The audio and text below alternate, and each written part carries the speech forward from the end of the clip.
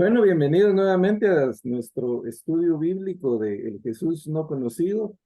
Hoy vamos a hablar de la fama de Jesús, del manejo que él hizo de la fama, y de cómo, pues en muy poco tiempo pasó de la fama al rechazo o al deshonor, como habíamos puesto, o como le pusimos de título a a la enseñanza del día de hoy. Entonces, aquí pues tenemos una imagen. Vamos a estar utilizando varios versículos. Como ha sido la dinámica de este estudio, no estamos específicamente en un libro o en un evangelio, sino hemos estado usando versículos, principalmente de los cuatro evangelios, que son los que nos pues guían a través de lo que conocemos de Jesús por medio de los evangelistas.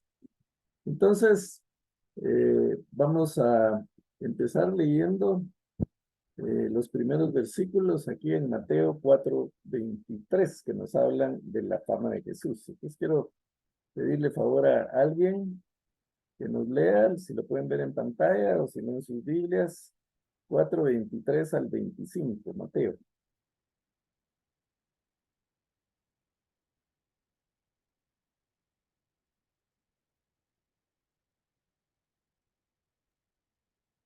Voy a leer una vuelta.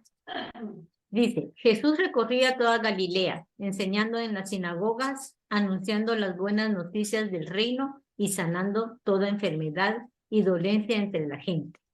Su fama se extendió por toda Siria y le llevaban todos los que padecían de diversas enfermedades, los que sufrían de dolores graves, los endemoniados, los epilépticos y los paralíticos, y él los sanaba.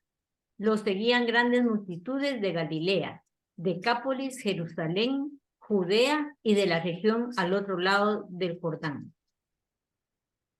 Bueno, los cuatro evangelios hablan de la fama de Jesús, pero vamos a ver aquí nada más estas citas. Marcos 1:26, ¿alguien más que pueda leer, por favor? Marcos 1:26 al 28.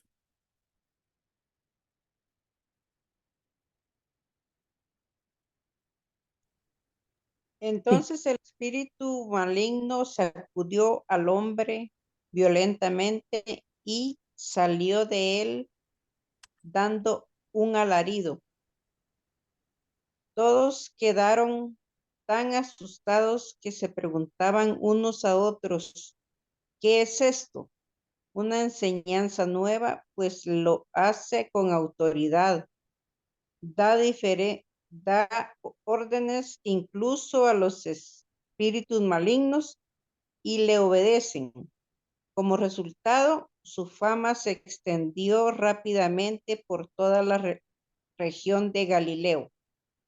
Gracias, hermana Emi, hermana Carol. Bueno, entonces podemos ver aquí cómo la fama de Jesús se extendió y sabemos por los mismos evangelios que Jesús incluso trataba de frenar un poco la fama. Los mismos demonios le decían, yo te conozco, yo sé quién eres, el Hijo de Dios, y el Señor los silenciaba, los callaba, y en varios de sus milagros él decía, no digan, no cuenten esto. Pero era prácticamente imposible que la fama del Señor no se extendiera, y se extendía rápidamente por toda la región de Galilea. Y según estos pasajes, ¿cuál creen ustedes que es el motivo por el que la fama del Señor se extendió o se extendía tan rápidamente? ¿Cuál sería la razón?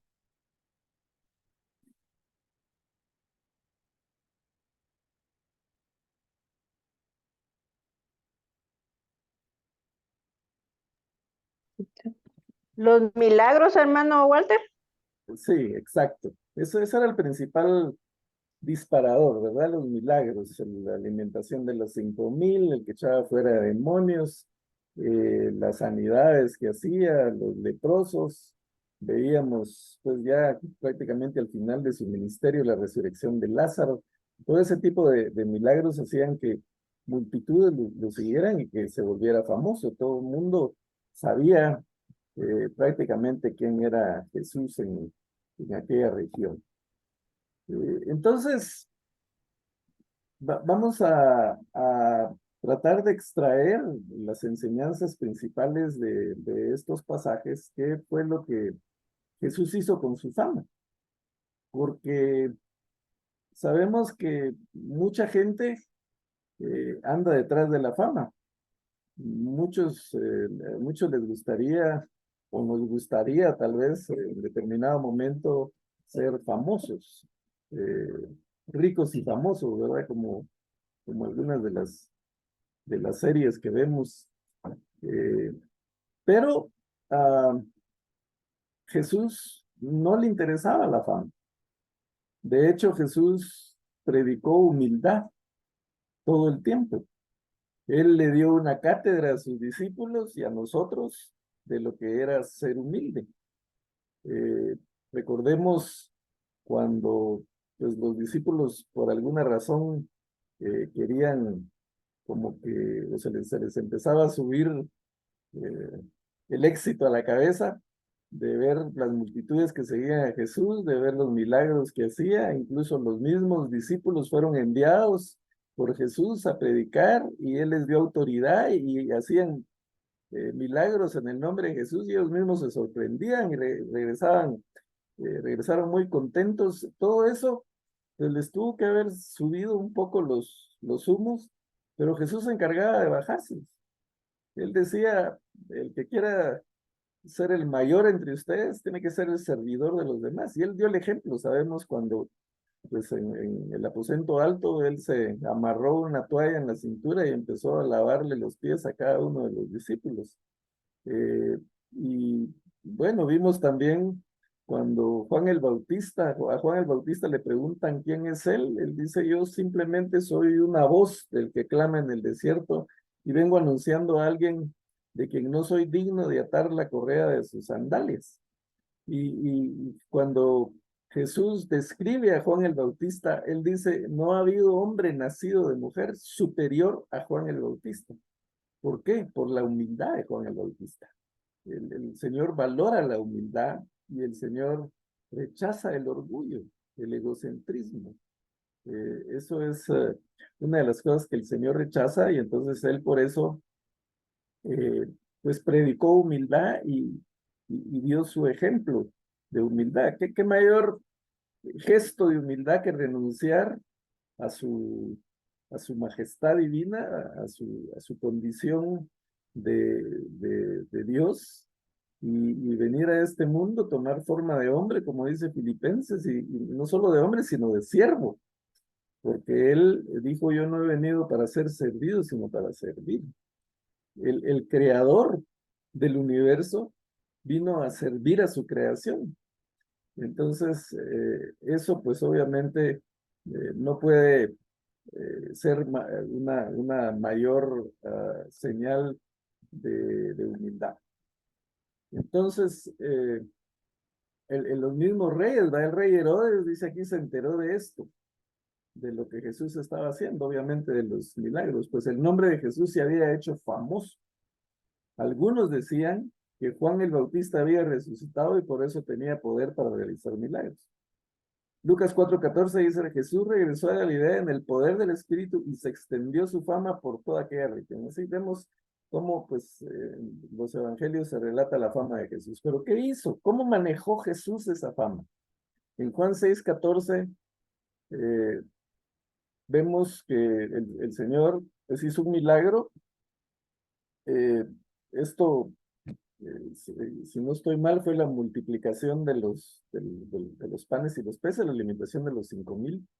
Y al ver la señal milagrosa que Jesús había realizado, la gente comenzó a decir, en verdad este es el profeta que había de venir al mundo.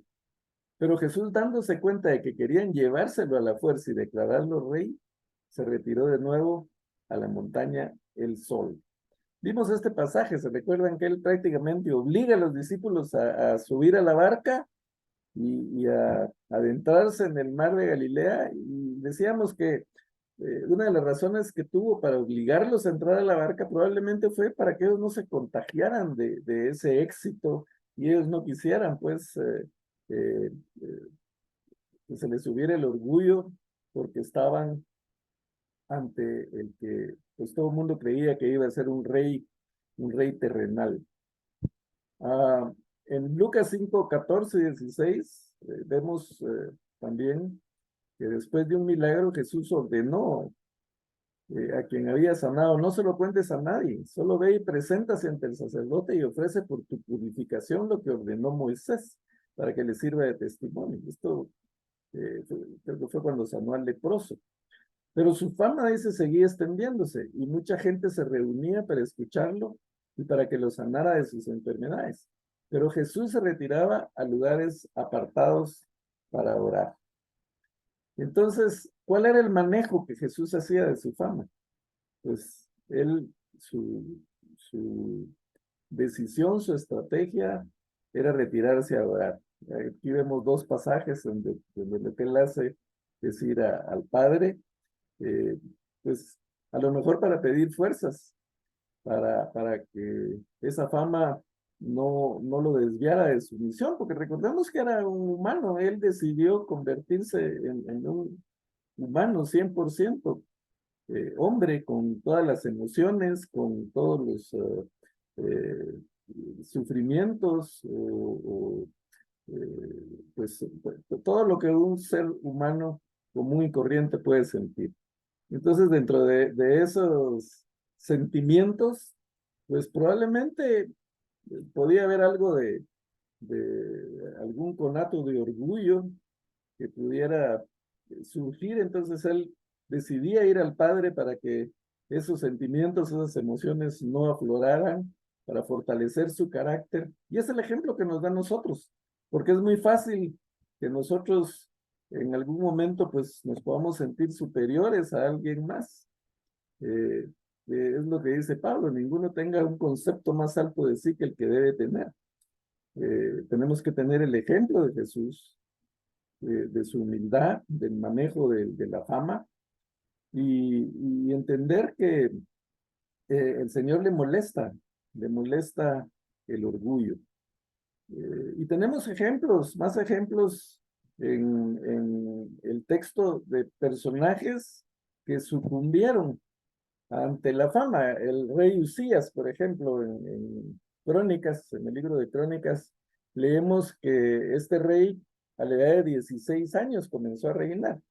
Imagínense ustedes, era un muchachito cuando empezó a reinar y reinó 52 años en Jerusalén y persistió en buscar a Dios durante los días de Zacarías. Y mientras buscó al Señor, Dios le prosperó. Él, de los pocos reyes que buscó al Señor, porque sabemos que de los 40 reyes que hubo, tanto en el reino del norte como en el reino del sur, muy pocos hicieron la voluntad del Señor. La mayoría hicieron lo que ofende al Señor, dice la Biblia. Y Usías fue uno de los que buscó a Dios, pero ¿en qué momento lo buscó? Lo buscó cuando estaba bajo la tutela de Zacarías. Pero cuando ya no estuvo Zacarías, entonces Usías cambió.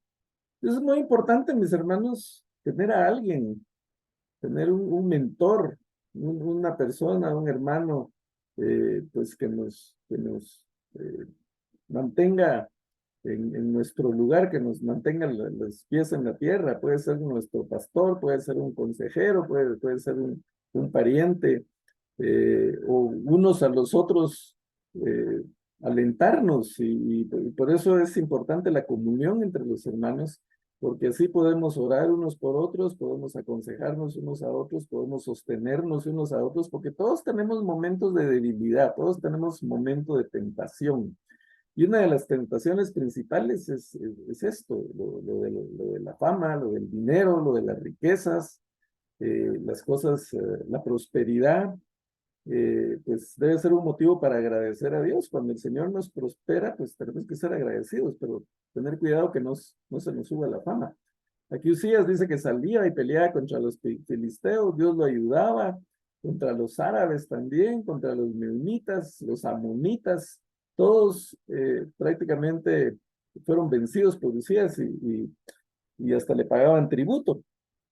Entonces su fama se divulgó hasta la frontera de Egipto, pues llegó a ser muy poderoso.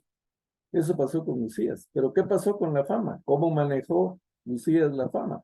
Bueno, vemos siempre en la continuación, en el libro de Crónicas, dice, pero su fama, por eso su fama se extendió hasta muy lejos, porque fue ayudado en forma prodigiosa hasta que se hizo muy fuerte. ¿Fue ayudado por quién? Por Dios.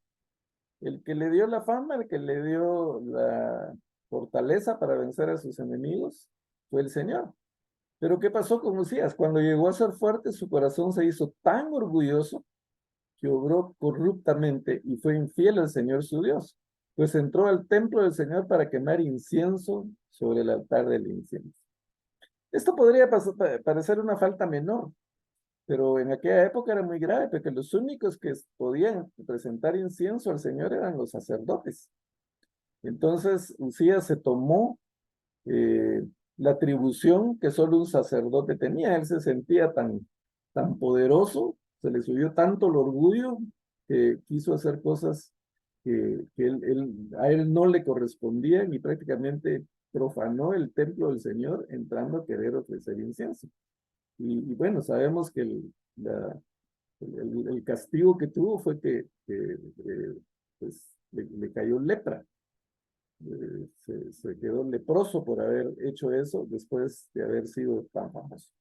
Alguien podrá decir, ay hermano, pero yo ni famoso soy, ni tengo plata, entonces eso no me debe preocupar. Pero yo creo que todos tenemos esa tentación. Eh, Incluso los que tenemos privilegios, tenemos ministerios, estamos a cargo de algún ministerio o, pues se nos da la oportunidad de enseñar, de predicar, de cantar, de dirigir grupos. Y la gente pues a veces nos dice, hermano, qué bonito lo que usted hizo, qué buen trabajo está haciendo, qué bonito toca, qué bonito canta, qué bonito enseña. Esas cosas pues van tratando de minar ahí el orgullo y sabemos que hay líderes, hay eh, personas que han sido predicadores famosos o líderes famosos y que terminan mal por dejar que el orgullo o la fama se les suba a la cabeza y entonces empiezan a sentirse autosuficientes y terminan pues apartándose del Señor.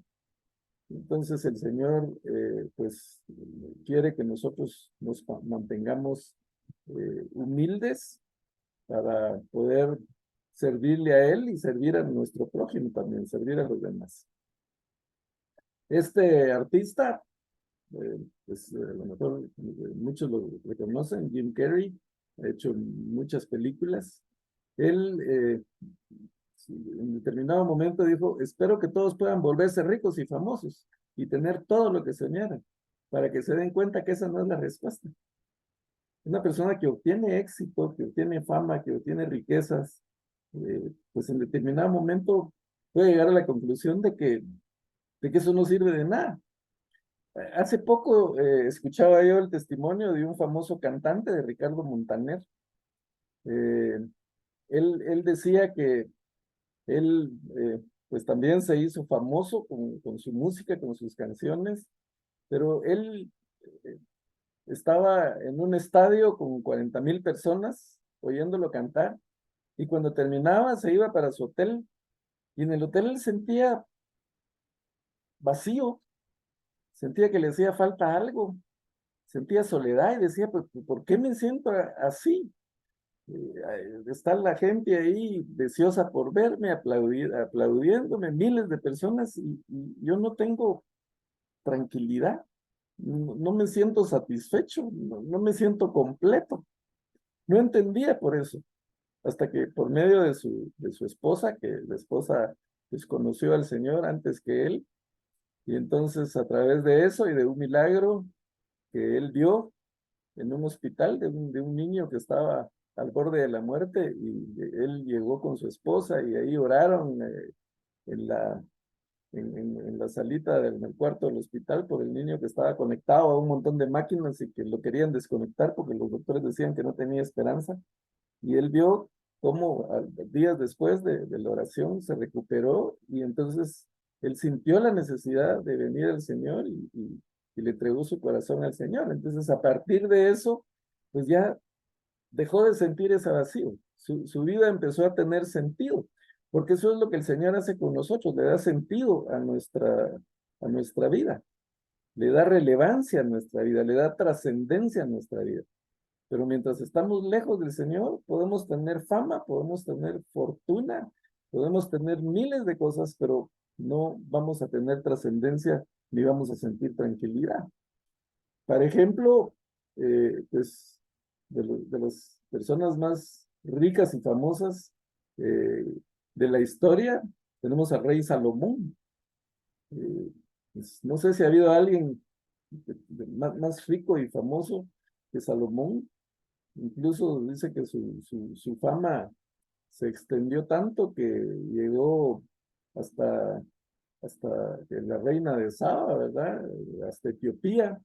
La reina de Saba viajó de Etiopía para ir a conocer a Salomón y cuando lo conoció se quedó admirada de su sabiduría y no solo de su sabiduría, sino de su riqueza. Y dijo, todo lo que me contaron se queda corto ante lo que estoy viendo. Eh, pero vamos a hablar un poquito más adelante de Salomón. Eh, Ahorita, pues lo que vamos a ver es que la fama de Jesús pasó de un momento a otro de la fama, de que muchos lo seguían, las multitudes, al rechazo. Aquí, por ejemplo, cuando él abrió, le dieron la oportunidad de leer la, las escrituras en la sinagoga, él abrió el libro de Isaías y encontró el pasaje aquel en donde él dice, el Espíritu del Señor está sobre mí, he venido para dar vista a los ciegos, para liberar a los cautivos, y este es el año agradable del Señor, y después dijo, hoy se ha cumplido esta profecía entre ustedes, y prácticamente él se declaró ahí el Mesías. Entonces dice que todos le dieron su aprobación, cuando leyó estaban impresionados por las hermosas palabras que salían de su boca, se preguntaban cómo puede pues, decir tantas cosas bonitas, tanta sabiduría, si es el hijo de José. Pero ya cuando él se revela, entonces todos los que estaban en la sinagoga se enfurecieron, se levantaron, lo expulsaron del pueblo y lo llevaron hasta la cumbre de la colina, sobre la que estaba construido el pueblo, para tirarlo por el precipicio. Pero él pasó por en medio de ellos y se fue. Entonces podemos ver cómo con Jesús se dio esto y se puede dar con cualquiera de nosotros, ¿verdad? Que de ser muy apreciados, muy valorados, un pequeño error y entonces pues todo el mundo se le viene encima a uno. Hemos visto famosos líderes cristianos, pastores, predicadores, que pues tienen un tropiezo en su vida y ahí pues cae todo el mundo a destruirlo y en lugar de los mismos hermanos, en lugar de tratar de restaurarlos, lo que más hacen es hundiéndolos por los errores que cometen. Pues todos estamos expuestos a cometer errores. Y cuando un líder, un pastor, un predicador comete un error, pues todos los demás sufren porque entonces se generaliza, es que sí, que todos esos son iguales, todos son hipócritas, y entonces todo el mundo paga por eso, pero la gente es así. Vimos o estudiamos cuando Jesús entra a Jerusalén en el pollino aquel, en el burrito, y todo el mundo le tira sus mantos o palmas y gritan, bendito el que viene en el nombre del Señor, hosana a Dios en las alturas. Miles de personas vitoreando a Jesús y a la semana estaban gritando, crucifícalo. Las mismas personas que en determinado momento lo estaban vitoreando y alabando, pues después lo estaban condenando y escogiendo a Barrabás por encima de Jesucristo. Jesús fue acusado de muchas cosas, eh, lo, por su concepción, por su nacimiento. En Mateo 1, en Juan 8:41, podemos ver esos pasajes. No, por cuestiones de tiempo no los vamos a leer todos, pero por ejemplo, cuando Jesús se enfrenta a los fariseos, ellos le dicen, nosotros somos hijos de Abraham, o de Moisés, nosotros no somos hijos de fornicación, le dicen a Jesús. Y probablemente le dicen esto porque pues sabían que José lo había adoptado, o que él, pues seguramente cuando José se casó con María, pues a María ya se le notaba su embarazo, porque sabemos que José quiso abandonarla, eh, hasta que el ángel le dijo que no hiciera eso. Pero pues prácticamente lo acusaban que él era un hijo de fornicación, lo atacaban con eso. Habían calumnias, críticas, falsas acusaciones, lo trataban de comelón, de bebedor de vino. Aquí vemos los diferentes pasajes en donde se ve cómo lo atacan, cómo tratan de todas maneras de desprestigiarlo, por la envidia que le tenían de todo lo que él hacía, de cómo la gente lo seguía. Pues entonces la forma que miraban era atacándolo y tratando de desprestigiarlo. Aquí en Mateo 11, 18, 19 dice, eh, Jesús se defiende, porque Jesús tampoco se quedaba callado. Entonces, en Mateo 11, 18, 19, Jesús les dice, ¿con qué puedo comparar a esta generación? Se parece a los niños sentados en la plaza que gritan a los demás. Tocamos la flauta y ustedes no bailaron. Cantamos por los muertos y ustedes no lloraron. Porque vino Juan el Bautista, eh, que ni comía ni bebía, y ellos dijeron, tiene un demonio. Vino el Hijo del Hombre, que come y bebe, y le dicen, este es glotón y bebedor de vino, amigo de recaudadores de impuestos y de pecadores. Dice, pero la sabiduría queda demostrada por sus hechos. Jesús sabemos que se defendió, que confrontó a sus enemigos, pero eso no los detuvo. Todo el tiempo quisieron desprestigiarlo, todo el tiempo quisieron pues humillarlo. Y entonces esto nos da la pauta para analizar lo que el apóstol Pedro escribió en su primera epístola. Como ya dijimos anteriormente, Jesús eh, instruyó a sus discípulos de tal manera que pues ellos, después de su muerte y resurrección, quedaron con una convicción, con un ejemplo eh, tan fuerte de lo que Jesucristo, con un impacto de que la vida de Jesucristo había causado en ellos, que pues se dieron un cambio, una transformación total. Y aquí Pedro dice, escrito está, sean santos porque yo soy santo. Esto es lo que las escrituras dicen, lo que Dios dice. Y se invocan como Padre aquel que imparcialmente juzga según la obra de cada uno, condúzcase con temor. Algunas versiones dicen reverencia, que sabemos que el temor del que la Biblia habla es un temor reverente. Entonces, condúzcanse con temor durante el tiempo de su peregrinación. Pedro habla de que nuestra vida en este mundo es transitoria, es una peregrinación, esta no es nuestra morada permanente, sino nuestra casa permanente, pues lo tiene preparada el Señor en gloria. Entonces, durante el tiempo de su peregrinación, ustedes saben que no fueron redimidos o rescatados, dicen otras versiones, de su vana manera de vivir heredada de sus padres con cosas perecederas como oro o plata, sino con sangre preciosa como de un cordero sin tacha y sin mancha, la sangre de Cristo. ¿Qué está diciendo Pedro? A veces nos afanamos, luchamos por las cosas materiales. A veces nos afanamos por una buena posición, nos apoyamos en eso, en un buen trabajo, en, en una casa, en una propiedad, en un seguro de vida tal vez, un seguro de retiro o un plan de jubilación. Pero eso no debe ser motivo de orgullo para nosotros. Las posesiones, como dice Jim Carrey, pues ojalá que todos fueran ricos y famosos para que se den cuenta que esa no es la respuesta. Entonces Pedro dice, no fueron redimidos con oro ni plata.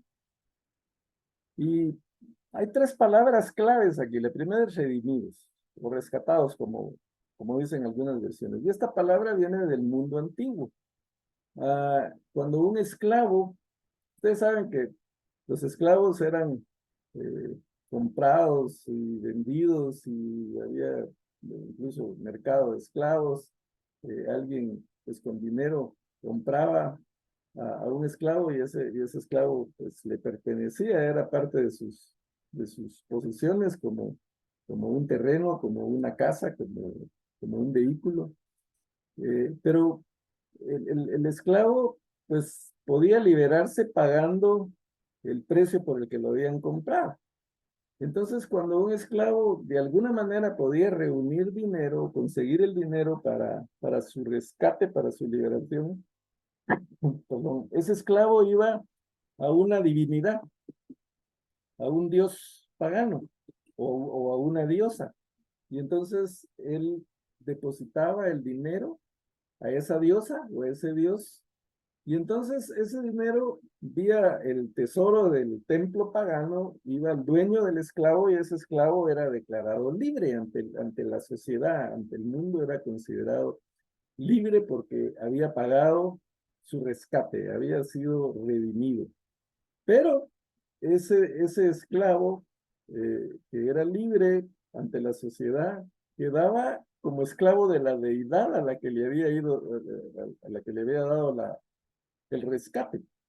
Entonces, este esclavo, durante el resto de su vida, pues tenía que servir a esa deidad, a ese dios o a esa diosa, tenía que honrarlo y hacer todo lo que fuera necesario para agradar a la deidad que lo había redimido.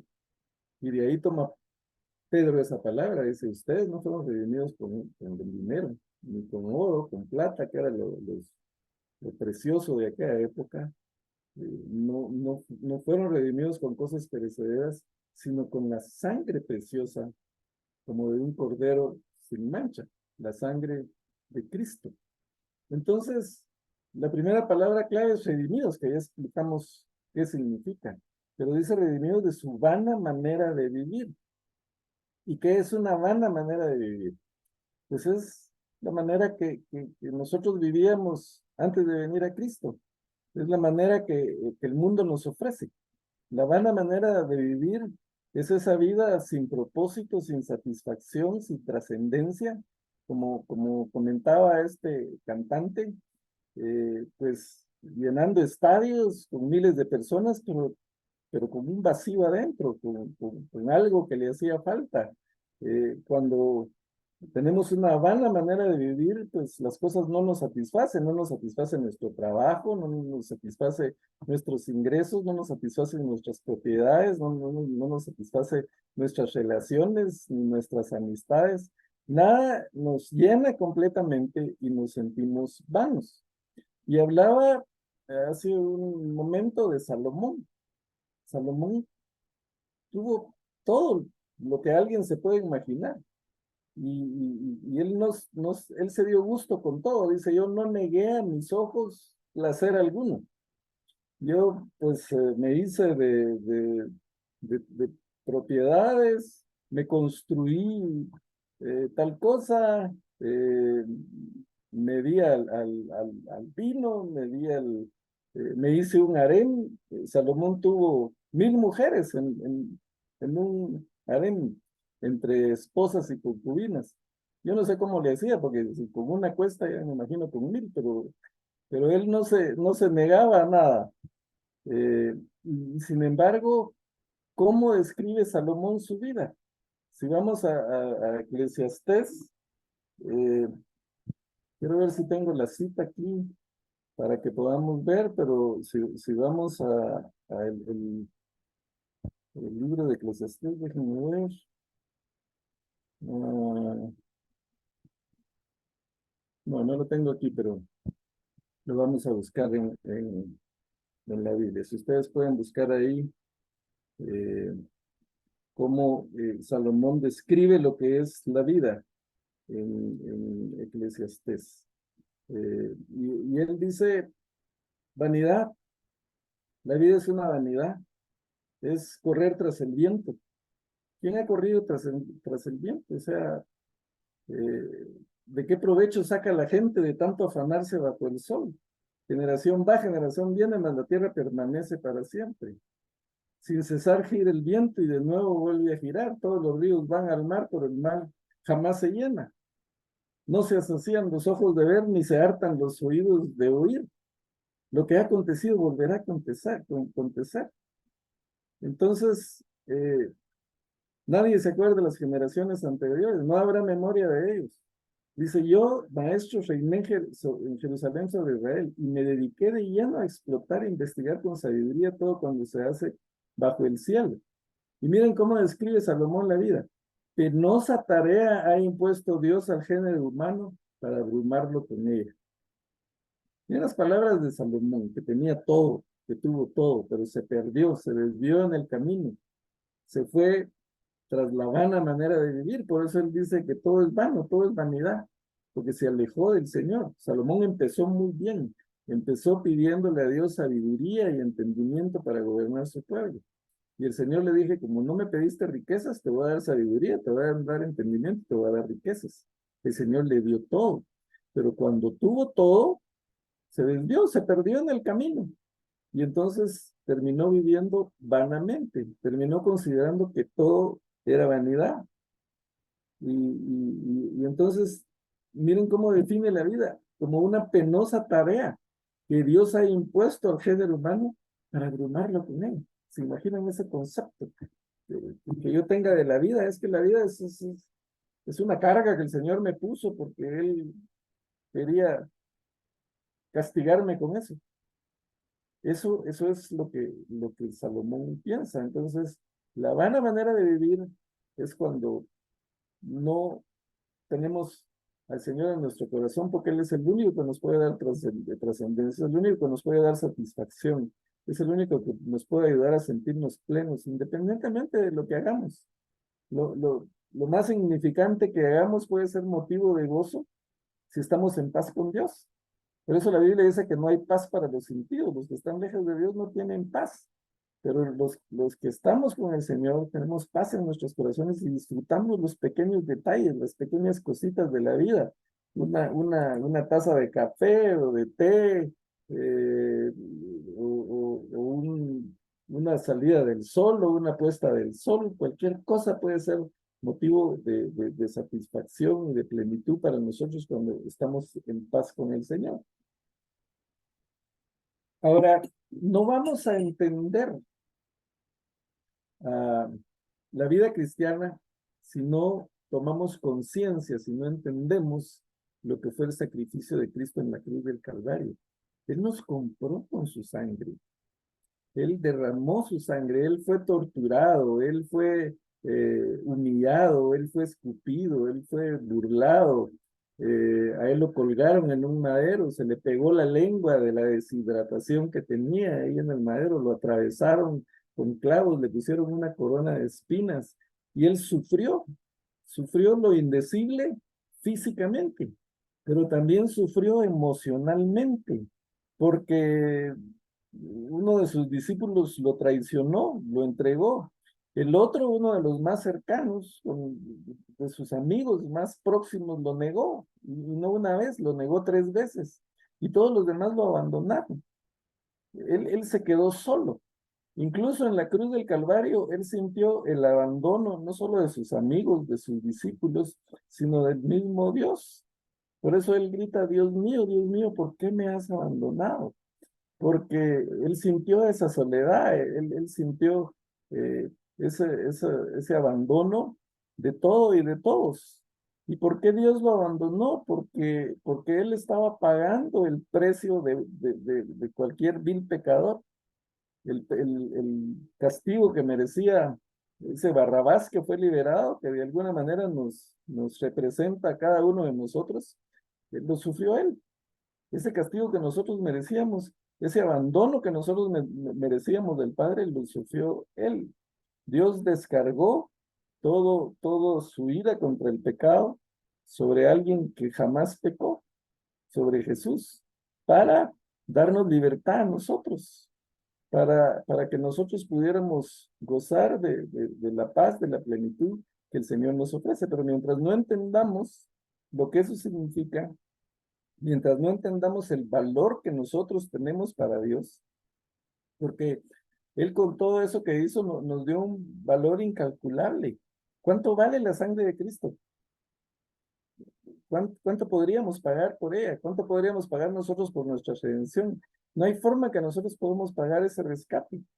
Y entonces Él nos liberó sin que lo mereciéramos.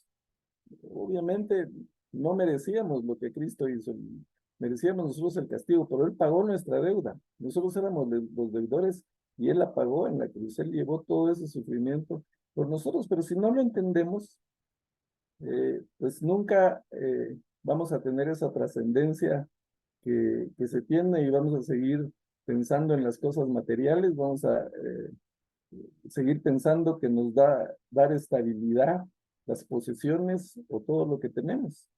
Pero Cristo nos valora, Cristo nos ama porque, como dice aquí, y esa es la tercera palabra clave, derramó su sangre preciosa. Y era alguien sin tacha, sin mancha, alguien que jamás había pecado.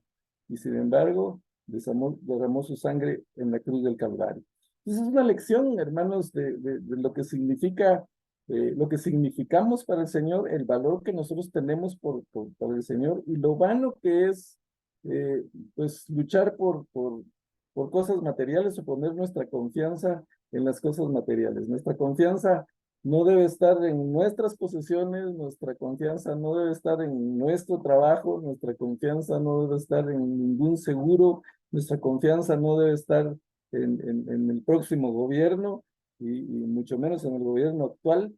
Nuestra confianza tiene que estar en Jesús, en el que dio su vida en la cruz del Calvario por nosotros. Ahí está nuestra confianza, ahí está nuestra esperanza, ahí estamos seguros y ahí tenemos relevancia.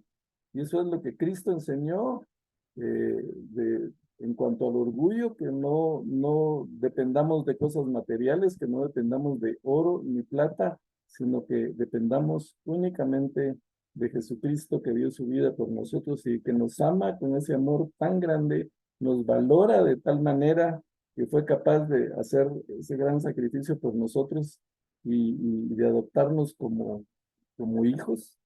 Y si tuviéramos la mentalidad que tenían los esclavos en el mundo antiguo, nosotros tendríamos que vivir para Cristo.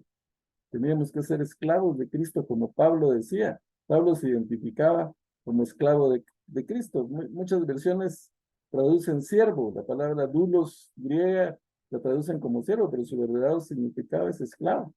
Pablo se consideraba esclavo de Jesucristo. Y entonces la palabra suena fea, ¿verdad? Pues muchos se autodenominan apóstoles o profetas, pero no he visto a nadie que se autodenomine esclavo, solo Pablo. Pero realmente el resto de nuestra vida debíamos dedicarlo a Jesús, que nos liberó de la vana manera de vivir, que nos liberó de la esclavitud del pecado, que nos liberó de nosotros mismos, nos liberó de nuestra naturaleza pecaminosa. En el Edén, pues fuimos separados, condenados por el pecado, pero en la cruz fuimos revividos, fuimos restaurados y estamos en deuda permanente con el Señor, y si entendemos ese sacrificio, pues vamos a estar dispuestos a servir al Señor para el resto de nuestra vida, a hacer lo que Él le agrada, a estar en total dependencia de Él y a tener nuestra confianza y nuestra esperanza en el Rey de Reyes y Señor de Señores, en el Príncipe de Paz, en nuestro Salvador, en nuestro Redentor, en la persona que nos adopta, nos justifica, el que nos da paz. Como dice la Escritura, justificados por la fe tenemos paz para con Dios por medio de nuestro Señor Jesucristo. Él es nuestro camino al Padre, nuestro puente, nuestro intercesor. Él es todo para nosotros. Tenemos todo lo que necesitamos. Pero, pero muchas veces no tomamos en cuenta esa redención. Por eso Pedro, ya no en la primera carta, sino en la segunda carta, dice que el que abandona la fe es como el perro que vuelve su vómito, o como la puerca lavada que se revuelca en el lodo. Y eso de la puerca lavada es una analogía para el cristiano que ha sido lavado con la sangre de Jesucristo y abandona y regresa a su vana manera de vivir, como el mundo le ofrece. Entonces, hermanos, dediquemos nuestra vida a agradar al Señor. Dediquemos nuestra vida a darle la gloria al Señor. Es lo menos que podemos hacer ante lo que Él ha hecho por nosotros, ante el amor que Él nos tiene, ante todas esas evidencias que Él nos da, todo ese testimonio que Él nos da, todo ese ejemplo que Él nos dio en su venida al mundo. Estamos en deuda con nuestro Señor, y es una deuda que no podemos pagar, pero una deuda que Él ya nos perdonó y que Él pagó por nosotros. Muy bien, esto es lo que teníamos para el día de hoy con relación a lo que es la fama. Espero que a partir de hoy ya no anhelemos ser ricos y famosos, sino ser, estar en paz con Dios y tener intimidad con nuestro Padre Celestial. ¿Alguna pregunta? ¿Comentario adicional? Muy calladitos ustedes, pero gracias por estar aquí. Fieles como todas las semanas, y gracias a los que pues también van a estar viendo la grabación más adelante, porque tenemos un buen número de personas que creo que disfrutan, espero que disfruten y que sean bendecidos por esta grabación. Entonces, ¿no hay preguntas? ¿No hay dudas? ¿No hay comentarios? Solo darle las gracias siempre, hermano, por su paciencia, ¿verdad? Y nos ayuda mucho, estos estudios son preciosos realmente. Muchas gracias. Sí. Gracias, Nuri. Bueno, vamos a detener ya la grabación.